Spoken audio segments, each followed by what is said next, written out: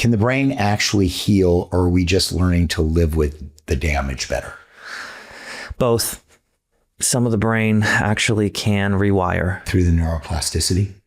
Some say it's through neuroplasticity. Some call it a higher power. Some things we just don't know. But yes, I do believe that there are ways for the brain to not just heal, but get better. And there's also ways for it to just stay stunted for where it's at. And it's case by case dependent.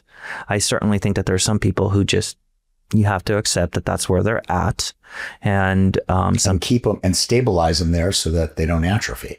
Harm reduction, it's all about understanding what someone's limitations are ethically. Absolutely. Okay. What does ethics have to do with it?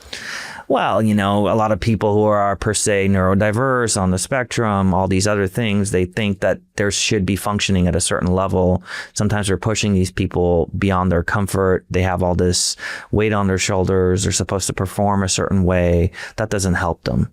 Ethically really means, what do they want?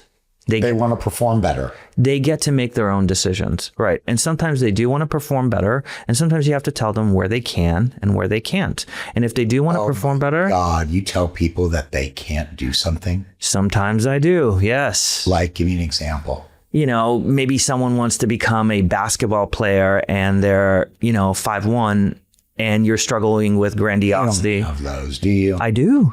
You have a guy who came in at 5'1" who wanted to be a professional basketball player.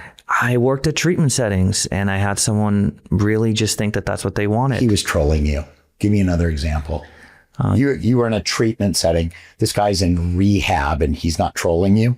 Go on. No, I really truly believed he was all about basketball. That's all he talked about. I don't know if he was trolling me. I really believed that that's what he wanted. Okay. Sweet. What else do you use? What else do you mean what other cases? What have I said? Yeah. Sometimes, it's even like when I counsel other therapists. So some therapists come to me for therapy and I have to acknowledge my own limitations. You're not going to understand what it's like giving birth. You're not a woman. I am sorry. That's something that maybe a woman can only experience. You have to know what literally are your limitations. I am not going to become an astronaut. I wish I could. I don't have the capacity for it. There's some times you have to tell people what your limitation is. What's the difference between being in recovery and being recovered? Now, this is an excellent question. What's the difference between being recovered and going through recovery? Mm-hmm. I'm going to get past the semantics here. Mm-hmm. I think you're always in recovery. I think every day is a fight. And that's what it's like for me. That's what it's like for you? Yeah. Are you sober? No. But every day is a fight. Well, you're going to see if people are coming to you in crisis. They're not coming to you on a winning streak. Okay. So every one of those people that you've seen, right, is, in recovery. They are in recovery. Do you believe somebody can be recovered? I think you have to fight for maintenance. I think that's something that you have to hold on to. Okay. So you haven't read my book. It's called Transcendence. Okay. Okay. And it's about, you can recover, right? Let me give you an example. Okay. I was in Italy a couple years ago, 4 years ago now, 3 years ago now. God, this is good TV, isn't it? So 3 years ago, I went to Italy and I was in the most beautiful place with my feet grounded in the sand, looking over the Mediterranean. It was sparkling like diamonds were dancing. I mean, it was, and then I turn around and I look at the marble mountain, a mountain made out of marble. Okay. And I was just in there and this whole scene just made me well up. And that's why I call the treatment center Carrera Treatment, Wellness and Spa, because I named it after the town Carrera that I was in. It was one of the most magical times I've ever had. Now, I had a glass of wine. Okay. And I'm sober. Right. But I asked the guy to pair my food. Never had it. I wanted to pair the food. And, well, there was one dish, but he did it. And I'm drinking the wine, and about halfway through the glass, I feel it. And I went like this. I pushed the glass away to the center of the table. And my thought was, this feels nice.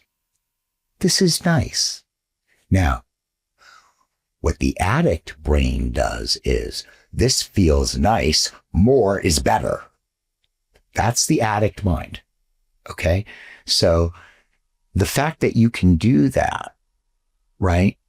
And since I've probably had 10 glasses of wine, never went to a second glass, and I don't think I've ever finished a glass, but it feels nice. And so I do it. No wreckage, never a problem, help everybody I can, right? Don't harm anybody. I think that there's a point where there is no struggle. And I know many people who have transcended addiction and alcoholism. That's a thing. And it doesn't get talked about because everybody wants to adopt the disease model. And that's a lie. There is no tumor. There is no virus. Where's the disease agent? There is none. Am I wrong? I think that perspective is a good one because it brings some positive change, but I think some people don't get to transcend. Most people don't get to transcend. 90% of the people don't get to transcend. And the reason they don't get to transcend is because they didn't do the work in order to transcend. It's something that you've got to work on. For example, I've got therapists. Back in the day, I found out that one or two of them didn't have their own therapist. And I told them they had a week to get their own therapist or they were gone. Because you can't give something away that you don't have. Okay? Same type of thing. I think being transcended, as you put it, also requires a certain level of respect and maintenance.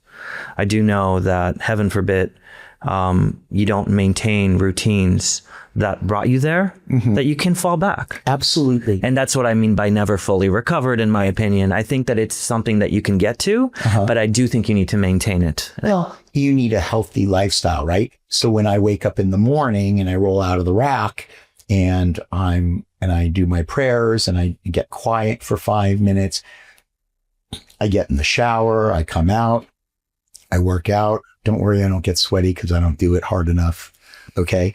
And, I take my medication, I give myself my shot, and, I have my coffee and go to work. Now, that's my routine in the morning. It's been my routine now for 15 years, at least. Can you imagine what would happen if you didn't have that routine for a year? Yeah, I'd go insane because if you don't move your body, you get sick.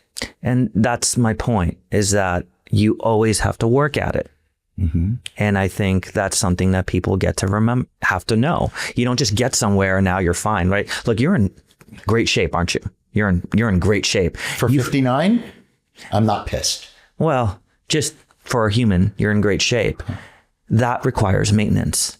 If you don't maintain that, it's going to go away. Right. And that's the point. There is a gray area here. There's color. It's not just recovered and not recovered. There's something more here. There's a process. Good.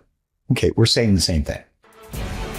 We're out of time. Please subscribe on YouTube, click the thumbs up, and leave a comment. Please subscribe on Apple Podcast and Spotify and leave a rating and a review. And share the We're Out of Time podcast with others you know who will get value out of it. See you next Tuesday.